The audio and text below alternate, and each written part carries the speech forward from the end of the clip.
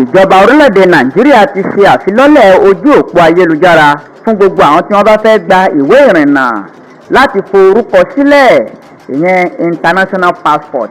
Ojú òpó ọ̀hún lẹ̀ ń wò lórí orí móhùnmáwòrán tó ń lọ tó ń bọ̀ yìí. Mínísítà fún ọ̀rọ̀ abẹ́lé Olúbùnmi Túnjí Òjó ó ti ṣe ìfilọ́lẹ̀ ojú òpó ayélujára fún ìforúkọsílẹ̀ fún ìwé ìrìnnà lórí ayélujára, ìyẹn international passport.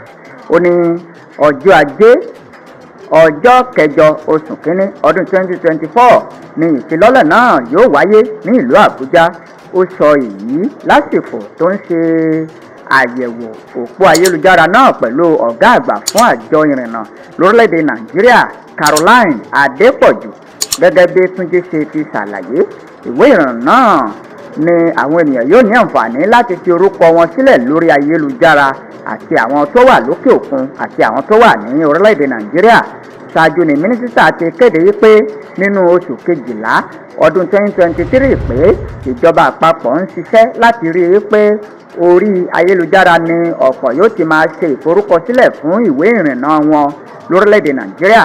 Túnjí ṣàlàyé pé àwọn tó bá forúkọsílẹ̀ fún ìwé ìrìnnà oní abala 32 tí yóò lò fún ọdún 10 yóò san ẹgbẹ̀rún 15 náírà, tí àwọn tó nífẹ̀ẹ́ sí ìwé ìrìnnà oní abala 54 fún ọdún 10 ni wọ́n fi lò, wọ́n san ẹgbẹ̀rún 70, ìyẹn 50,000 naira. Bákan náà ló ní àwọn tó bá fẹ́ forúkọsílẹ̀ láti òkè òkun fún ìwé ìrìnnà oní abala 22 yóò san $130, nígbà tí àwọn tó nífẹ̀ẹ́ sí ìwé ìrìnnà 54 wọ́n ó san $230. Ojú òpó ayélujára tí àwọn ènìyàn yóò ti máa fi orúkọ wọn sílẹ̀ ní www.passport.immigration.gov.ng. Èyí ni àwọn nǹkan tí a mọ̀ nípa ojú òpó ayélujára tí àwọn ènìyàn yóò ti máa fi orúkọ sílẹ̀.